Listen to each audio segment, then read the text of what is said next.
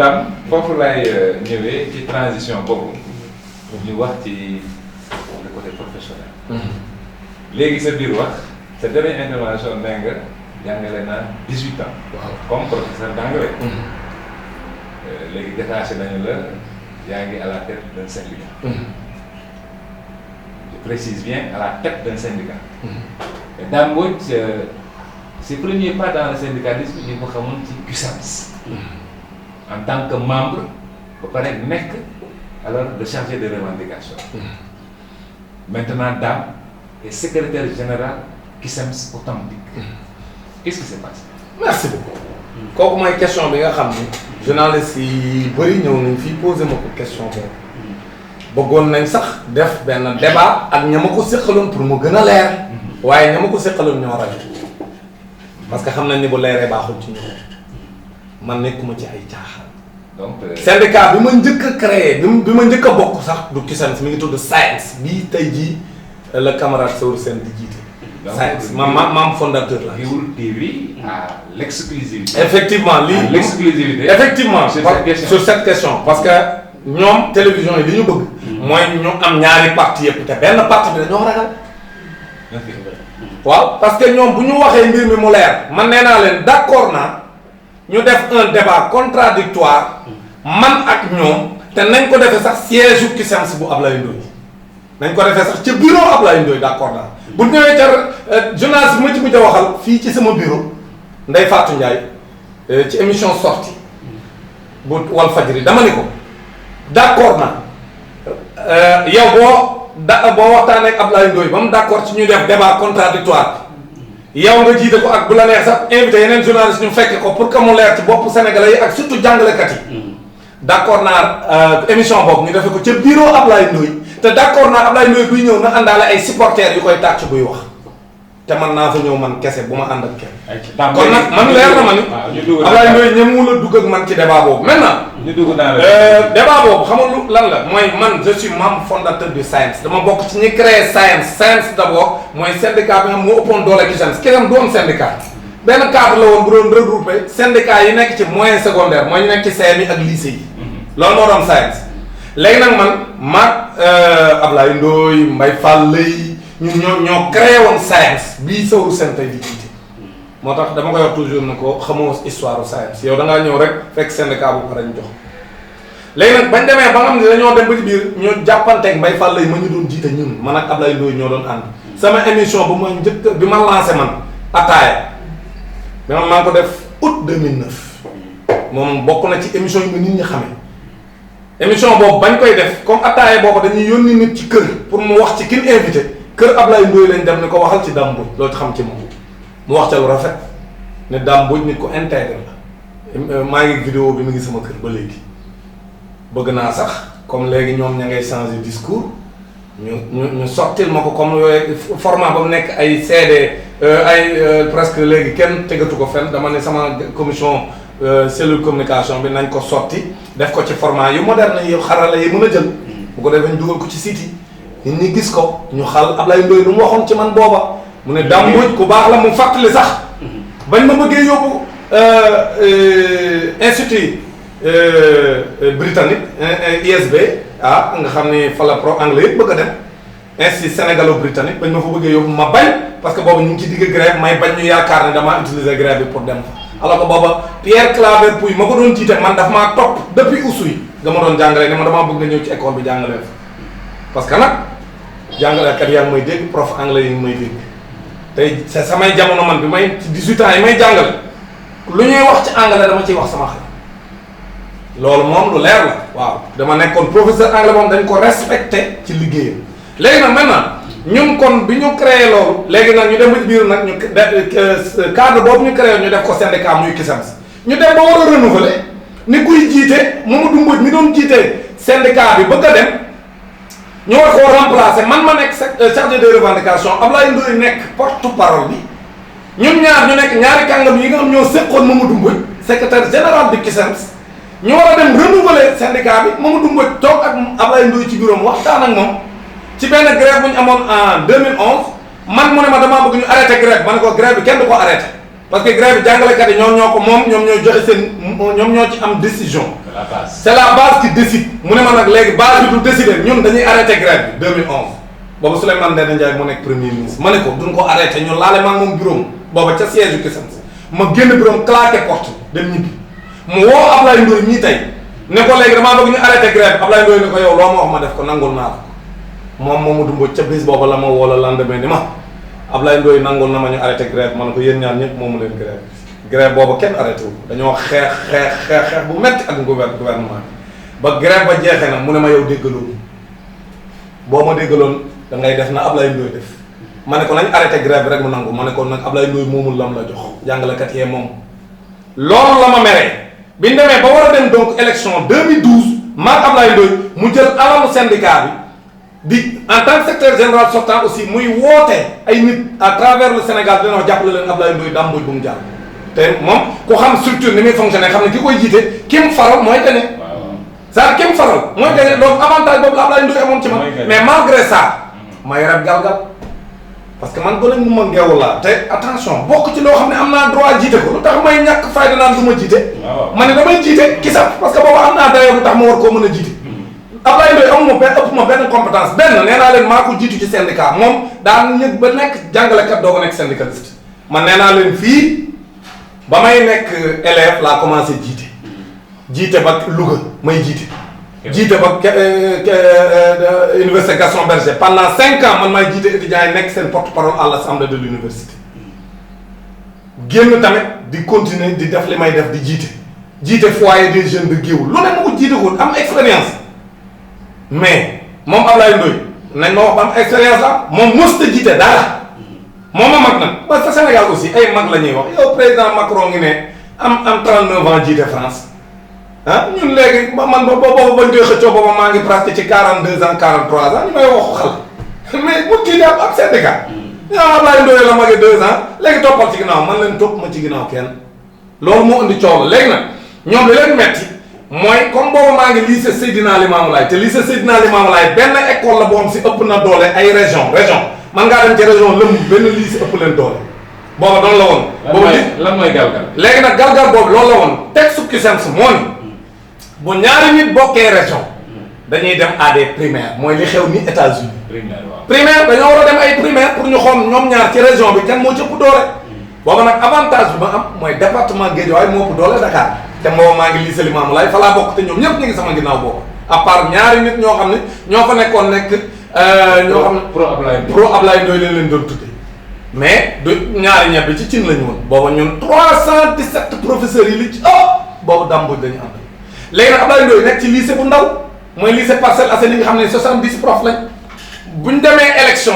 dama koy rey ñu tiit loolu malgré ça sama benn grand bu tudd Issakha Diallo woo ma ne ma bu leen éliminer Ablaye Ndoye bàyyi leen ko mu jàll mu dem congrès bu ngeen demee congrès yéen ñaar ngeen nekk candidat ma ne ko am benn problème fekk booba galgal baa ngi ma bàyyi ko mu jàll bi ñu yegsee ci AG bi sama gars yi ma noonu nañ éliminer Ablaye Ndoye man leen noonu Isaac ñaan na ma bu ko kenn éliminer nan ko boole ci ñiy dem congrès ñu boole ko ci liste ba mu dem mais bu ñu neexoon ñu ko éliminer parce que ñoom 70 personnes lañ fa ñëwee ñun ñoo leen ëpp 7 personnes parce que c'était au prorata de 10 70 militants lañ am 7 personnes lañ amoon ci salle bi ñun on avait 300 et quelques profs am nay absence mais on avait 20 et quelques membres dans la salle plus CM yi ñu wër yëpp ànd ak man donc Ablaye Ndoye moom nañ ko jaxase foofa du bokk sax ci ñay dem congrès ñu bàyyi ko dem congrès parce que dama amoon galgal congrès bi dañ ne aussi département bi ku fa jàll boo ñëwee ci congrès bi région bu nekk dañ leen di bàyyi ñu regroupé wu fal kenn ci ñoom bu dee dañoo am candidat ñaari candidat région benn région mënut a présenter ñaari candidat te ñoom nag moom ñu bokk région léegi nag département Dakar ànd ak man ñoom Absane Mamadou Ndiaye nga xam ñoo doon jiital le département de Dakar j'en profite pour les saluer ñoom lañ fa dagg seen salaire juróom-ñaari at ndax lañ ànd ak man juróom-ñaari at président Macky Sall ak nguuram dagg nañ ko salaire Mamadou Ndiaye ak Ndeye Absa Ba tout simplement parce que Dame Mbodj lañ àndoon moo tax man toujours dañ may wax ne ma ñu ngi ci sa kaw de mais nag man xam nga gone ngumba ngeewul la du ma koo xam ni dañu ñëw di ko sànjaaf donc loolu aujourd'hui nag delloo nañ leen seen salaire et j'en profite pour féliciter le président Moustapha Diakhaté nga xam ne moom liggéey na ci moom it ànd ceeg man ñu xeex jàppale leen ba ñu delloo leen seen salaire léegi nag gis nga ñun bañ demee au niveau régional ñu war a dem élection nag ñu sentir ne man département Guédiawaye ak département Dakar ñoom ñaar buñ boolee ñaari département yi des muy département Pikine ak département Rufisque ñoom ñaar amuñu doole benn am ñun ci nombre parce que ci nombre profil la dépendre.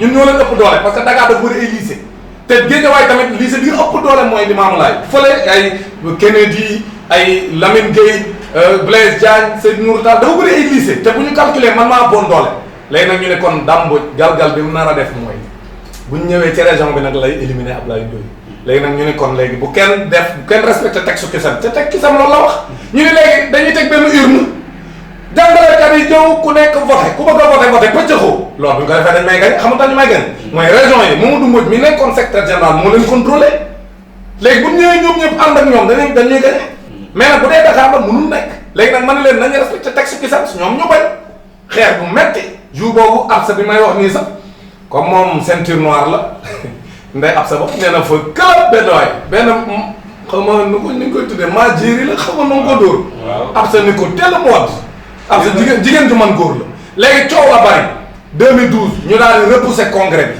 daal nañ ko def 2013 2013 ñu ñëw coow la gën a bari kisam si tasaaroo léegi nag bi kisam tasaaroo ñu dem tribunal pendant 3 ans ñu nekk tribunal Mamadou Mbodj di yëg ko wàcc te Mamadou Mbodj moom nguuru président Macky Sall ñoo ànd moom moo dem seeti maître Sidiki Kaba ñu jàppale kaw Ablaye Ndoye ñu gagné parce que nous avons une justice boobu gis ngeen ñu ngi tamante dëmm juge yi ku ci nekk yaa ngi jiñ sa morom kon loolu bu ñu la ko waxee war nga koo mën a gëm loolu moo andi kaw Ablaye Ndoye voilà loolu moo andi kaw Ablaye Ndoye gagné au niveau du Kisam ñu jox leen le label alors que man maa ko protégé au niveau du BSDA mais ñu jaay ma doole nguuru président Macky Sall moo tax je suis très radical envers le label bi yow yaa ko protégé. man maa protégé le label le Kisams actuellement képp ku utiliser Kisams man su ma neexee porte la plainte comme li Idriss Seck defoon Sonatel parce que moo protégé woon Sonatel Sonatel da koo woo pour naxanteeg moom Idriss Seck nag nee na da leen koo mujj may fay ñu ko ca dara mais Sonatel pare woon na pour fay mais ñoom it label bi ñu utiliser nii Kisams man maa ko protégé au niveau du BSDA donc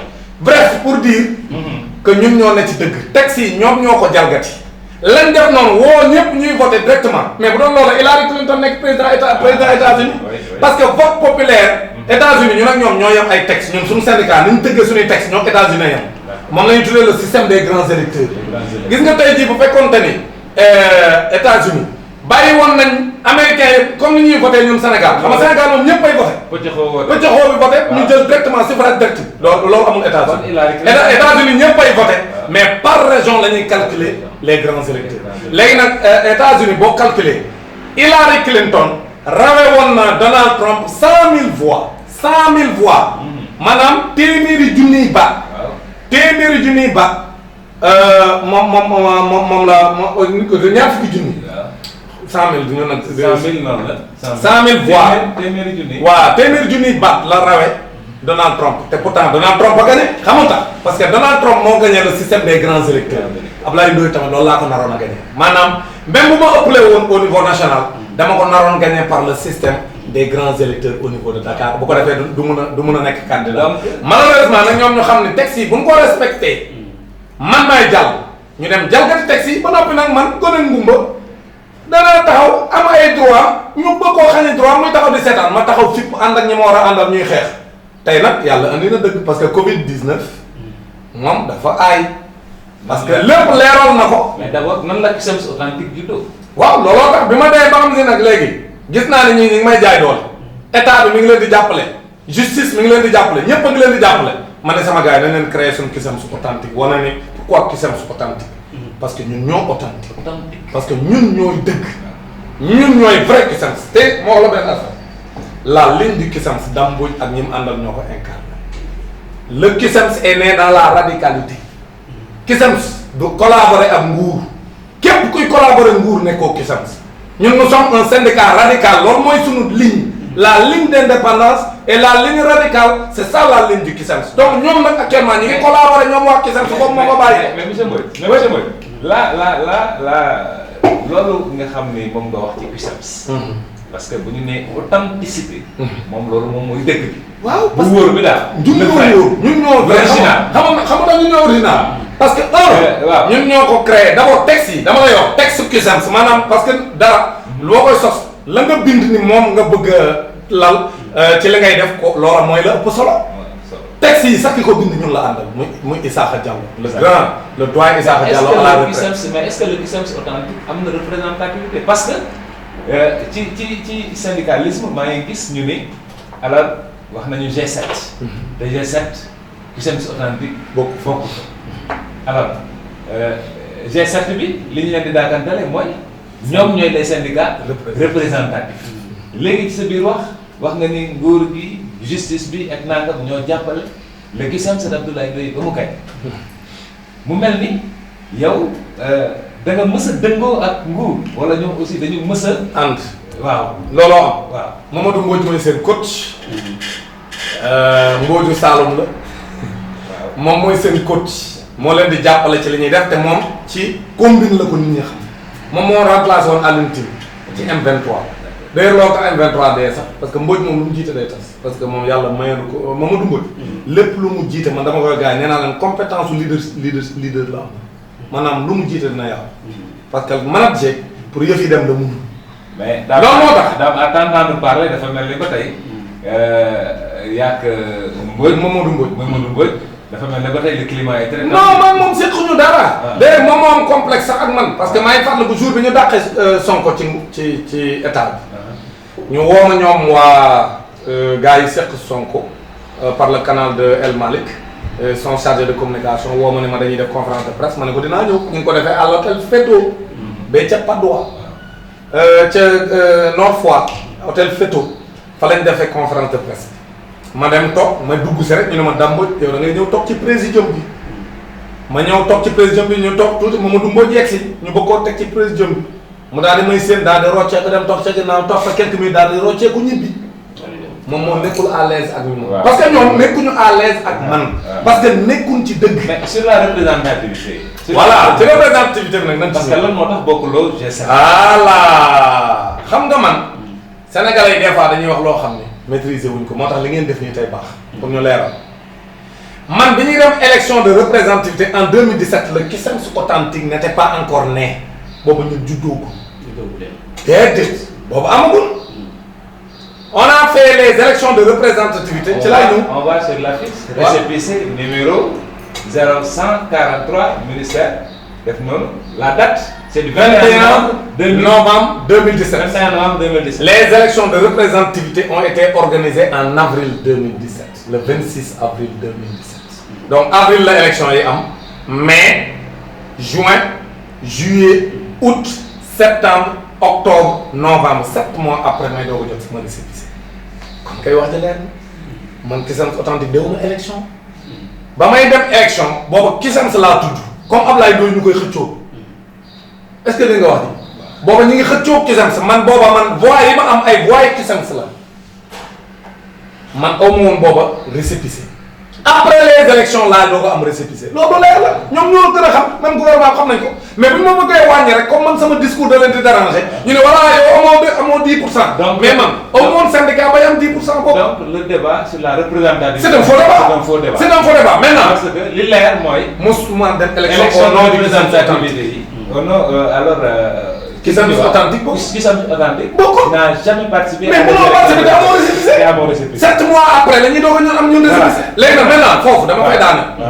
ñoom comme ñoom nee nañ kay te élection yi élection de représentativité yooyu dafa am recours en annulation maanaam élection yi validé guñ ko officiellement parce que arrêté bi ko organisé moo ni après les élections syndicat bu d'accordul ci ni élection bi demee am nga droit def recours en annulation maanaam am nga droit dem tribunal wax ni d'accordul ñu àtte ko am na juróomi syndicat yu d'accordul xam nga tax d'accordul parce que man ak Ablaye Ndoye ñun ñaar ñëpp lañ permettre ñu nekk candidat ci élection yooyu au nom du CUSEMS parce que booba ñu ngi jàppante loolu fu ngeen ko mës a gis mi ngi mel ne tey jii Khalifa Sall jàppante ak waa PS ñu dem élection présidentielle am Khalifa Sall jël récépissé PS dem joxe Aminata Mbengue Ndiaye jël récépissé PS dem joxe ñoom ñaar ñëpp tribunal bàyyi leen ñu bokk ci élection yi loolu mos mën naa nekk loolu lañ ñu defal maag Ablaye Ndoye ba léegi nii. ba léegi nii résultat yi c'est des résultats provisoires parce que tribunal ñemewu la àtte parce que su tribunal àtte day annuler résultats yi te bu annuler résultats yi président Macky Sall dina perdre xaalis bi mu ci defoon loolu tax tribunal bi ñëwul annuler résultats. loolu c'est là mais ça c'est grave. c'est extrêmement grave. la c'est grave. waaw parce que présentement le G7 qui parle au nom des enseignants donc amuñu. n'a aucune légitimité xoolal arrêté bi ko organisé su ma xamoon ne yow da nga ciy wax damay génne arrêté bi léegi parce que secrétaire bi malheureusement tey nekk fi mais kon damay génne léegi arrêté bi organiser élection bu ko defee arrêté bi dañu bu ñu demee ba tout le processus jeex ba recours yëpp ñu vidé ko le ministre du travail day signer un arrêté de proclamation définitive des résultats. cet arrêté là arrêté boobu ba léegi nii kenn signé ko. yéen dama leen yéen am ngeen exclusivité. donc moom li may wax ni donc. télé yi ci boppam. leer naa leen ñëw leen ma leeral ko comme Abdoulaye Ndoye dafa ragal ñu def un débat contradictoire. donc daam man fi may ñëwee ci loolu mooy que ne le système éducatif. le système éducatif sénégalais. nii nga xam ne dinañu ci ñëw. présentement. tous les syndicats qui parlent au nom des enseignants. amul benn légitimité qui négocient avec l'État. oui amul donc amul benn légitimité. amul benn légitimité amul benn légalité xoolal xamul tax parce que réew day tënku ci ay sartam. sartu réew mi lan jalgati. c'est très clair. ñoom amuñu benn légitimité pour wax au nom des enseignants léegi nag. moo tax de comme nee naa leen sax li gën a gaaw mooy comme élection yi ba léegi les résultats sont provisoires ba léegi xamaguñ légalement kan moo représenté jàngalekat yi te benn at moo ci des pour ñu dem élection ak genn wàll parce que mandat bi c'est un mandat de 5 ans. waa léegi nañ maye 1 an et demi ci des ñu dem élection. ñu def élection anticipée. élection anticipée. ah ouais. comme pour dire que daam lii leer na ko ni il a un syndicat représentatif. ah ouais demee. mais dama ne la xalaat day ñëw sax. dama ne tontu ma dama ne. c'est comme dire que daam fi mu ne leer na ko ni bu demee élection représentativité dafay remporter la part. non loolu kenn ranteetu ko. ah bon. ah oui ah oui. wóolu nga sa bopp. ah oui ah oui. dama ne may ma foofu xam nga da nga ma ko posé sànq question boobu. lu tax télé yi di la jël yow Dame Mbodj. xoolal ci laay ñëw léegi dama ne. dama la wax nga xam ne daal. loolu bëggoon naa ci bul anticiper xam nga après la représentativité du syndicat li nga wax ci USAMS authentique li nga ci wax yëpp USAMS bi leer na. waaw. te vraiment ñu ngi sant yàlla bi nga xamante ni Gueoul TV moo am exclusivité bi information. looloo am alors ñu leen di fàttali ni c'est notre premier numéro de sortie et découverte ñu dalal le secrétaire général du CUSEMS authentique monsieur Dame Mbodj. Moi je l'appelle souvent le tonitruant. Maintenant les sorties médiatiques de Dame. Dame à Ndoumbelane, Dame à Yeewu Leen, Dame à Ngonal, Dame à Jakaarlo, Dame à la 7TV, hein? Dame à Sénénews, Dame Sénégo, mais Walfadjri, Dame télé boo taal. On dit que Dame maintenant c'est le buzz au Sénégal par ses sorties médiatiques. Alors maintenant mais Dame qu'est-ce qui fait cela? Qu'est-ce qui fait cela lan mooy secret boobu. lu tax télé yëpp média yëpp internet yëpp daw wut si la. loolu c'est important. xam nga média yéen ñii bi ngeen di choisir mais defu leen n'importe quel choix. média production la sooy produire da nga soxla qualité da nga soxla nit ñi seetaan la mais soo jëlee ab wuyaa boo xam ne muy wax leer kenn du la seetaan parce que média yi mais kenn du jënd sa connexion di seetaan koo xam benn njëriñ. parce que léegi télévision yi. mu mel ni ñi nga xew yi léegi lépp ci téléphone yi dañ koy. donc Dame moom mel na ni en 2 ou 3 mots résumé na sama répondre na sama question. donc nit li ñu bëgg. mooy que ne Dame lui il produit de la qualité devant les écrans. il produit de la qualité moo tax nit ñi ñëw ci moom. loolu moo am c'est-à-dire que sama gars yi ci boppam. ñu ci bëri ci ñoom seen niveau intellectuel dafa faible. loolu moo am yeneen syndicats yi. je suis désolé de le dire comme ça mais loolu moo am. journaliste ñoo koy waxal seen bopp boo leen invité xam nga daal. koo xam ne daal ay lay cëpp lañ. maanaam amuñu parcours. toog ba mu ne la rek créer sa syndicat loolu tax syndicat yi bari. yow bu ñu lay invité ci télé mënoo foox lu leer xoolal dama la jox un exemple bëgg démb. Ndoumbelane bi ma dem bi may dem xaw ma woon lan mooy thème bi dañ maa woo 2 heures de temps ñu ngi may dégg ñoom waa Sen TV 2 heures de temps avant émission bi lañ ma woo. ma ñëw aw ma sax temps dem sangu damay sangu taf war a julli wala extra préparé wu ma dara ma ñëw xaw ma sax lan la ñu war a wax ma ñëw ñu dugg sur des questions géopolitiques mais pourtant na nit ñi seetaan émission kon nag loolu am na sama gars yi ñoo xam bu leen ko defoon du ñu wax. léegi nag loolu télé yi dañuy jouer ci loolu benn deuxièmement man collaboré wu ma ak nguur te ñàkk collaboré ak nguur boobu may def moo tax jàngalekat yi kañ ma lay wax sànq ni la.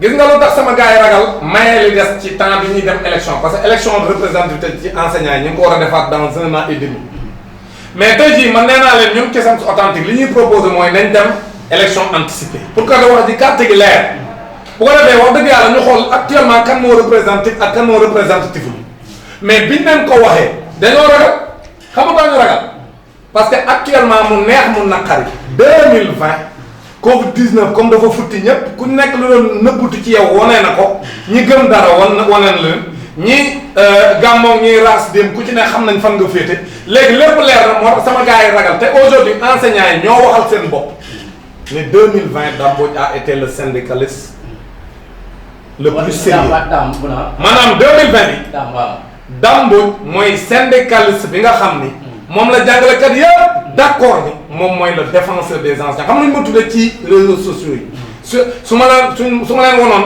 capture yi may envoyé ci réseaux sociaux enseignants yi les groupes WhatsApp bu enseignants yi leen fay wax ci man loo xam man bokkuma fa dañ ma koy envoyé te des fois sax dama naan lépp mënu ma ko lire dañ naan Dame Mbodj c'est l'avocat des enseignants.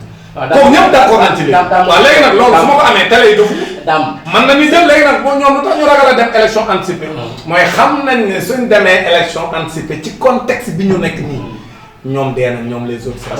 ñoom surtout les syndicats du G7. waaw Dame moo tax ñemewuñ ma. waaw Dame loolu rek la. ñu gis na comme sëñ bi wax nga ne yaa yor buzz bi est-ce que du buzz bi da nga yuuxu pour am dara est-ce que tey du doon dem ba jékki-jékki rek état bi xëcc la ci wet amul ma dóor nga war a gars yi nga nekk loolu est-ce que jëmoo yoonu ndax su yuuxu yi dafa bari te bu ci ëpp Sénégal boo gis ku yuuxu rek buñ ko wooyee buux ko dara rek mu nopp est-ce que boo ko ci ñun ñooñu wutoo yoon mooy amoo yoon mooy wuta rek man dama lay xamal man defuma engagement pour ay intérêt li may wax Sénégal gépp ngi may dégg rus naa man di saaga sama famille xam nga dafa am famille yoo xam boo ci bokkee ñi ma woo taqal seen der man ci famille yu Yérim laa bokk c'est important ci lignée Yérim laa bokk c'est important j'ai pas le droit de trahir c'est-à-dire di gàkkal sama lignée du ma ko def li gars yi def fii nekk ay transhumants pour ay affaire alalu àdduna man loolu intéressé wu mais daam li nga wax ni am nañu ko wan ba pare damay dañoo non maa ñoom yemuñu parce que olof yi dañ ne bu ñëpp yemoon am ñu gedd seen cër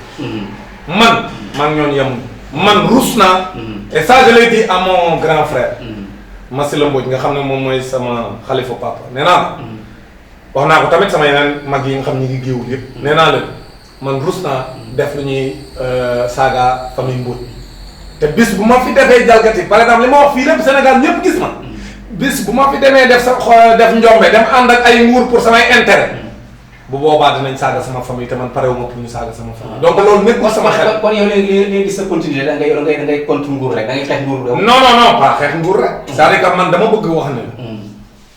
man du ma dem di jàppale ay nguur pour samay intérêt. su ma demee nag ba nga xam ne bëgg na maa politique am naa ci droit parce que nag sénégalais la. xëy na mooy question yi ñu bëgg a dugg. man sénégalais la am naa droit politique. su ma demee ba nar a politique du ma ko jaxase. damay woo waa Cusems authentique ñu def congrès légalement. ma delloo leen seen syndicat. su ma leen delloo seen syndicat nag dem seet ku ma neex. wala man samp sama ndënd. parce que réew mi kenn gënu ma fee sañ. su ma nee ba gis ne man damaa samp sama ndënd damay samp sama ndënd ni bëgg na. su ma gisee ni kii tamit am nay valeurs yoo xam ne mi ngi ci moom doy na ma dem samp ma dem ànd ak moom ñu liggéey loolu bañu ma ko loolu transhumance mais nag bàyyi ba nit ki gañe nguur nga dem ànd ak moom ci nguur di jéem a wut ay teraangay àdduna loolu intéressé wu man bu may xeex pour sama réew moo tax may xeex mais xeexuma pour samay intérêt yi bopp. voilà moo tax loolu moom bul tiit loolu. léegi man defuma syndicalisme pour di seet am naa sama benn xarit dañoo jàngandoo université xam nga lu ma wax. dafa ma seen may añ ci restaurant bi à Diamniadio ma demoon ministère éducation nationale ndax ñu ngi Diamniadio léegi mu seen ma moom ministère urbanisme la nekk xaw ma ban ministère mu daal di toog a jaaree seen may dugg ci restaurant bi ci suuf mu daal di wàcc bureau parce que ay verre la dina ma seen mu wàcc ci suuf daal di ñëw daal na fekk ci restaurant may añ ma ne ko sax yow gis naa la gis affaire yooyu tooñ ko quoi ma ne ko léegi yow paa nga sax quoi affaire yooyu ñuy tooñante mu ne ma non booyee bàyyi sa affaire yi man dama nekk sama bureau liggéey seen la ngay dugg ma ne xaaral ma ñëw ñu wax maa ngi lay seetaan ci télé bi nga ñuy attaqué moom Macky la àndal day nekk ci kii bi di jàppale Macky Sall mu ne ma booy dama la bëgg a ñaan benn affaire mu ne ko lan maa ngi lay déglu mu ne ma léegi damaa bëgg dimanche ñu añi kër Macky man ak yow Macky kese añ ñu toog ñu waxtaan nga defar sa affaire defar sama affaire ma ne ko booy yow yooyu nga gën man gëw ma loolu pour ma dem taw Macky Sall mu ne bu ko defee sa 307 may gis nga koy dawal parce que yow 307 nga carré ne man ay 307 du oto. ba tey jox la 4x4 bu rafet jox lay teraanga man ko booy man gëmuma loolu bàyyi mag sama 307. xamul tax parce que man defuma syndicalisme pour ay intérêt mun ma booy bàyyi sa affaire yi depuis université nii nga mel changé la yow tamit bi ñuy ne université ba léegi même discours bi mun ma changé ñëw ñu ànd nga ñam sa wàll ci affaire yi ma ne ko du ma ko def defuma loolu parce que loolu amunoo benn njëriñ te man defuma lii may def nii pour di seet sama intérêt sama poche donc pour loolu daal ci gàttal nekkuma ci yoon donc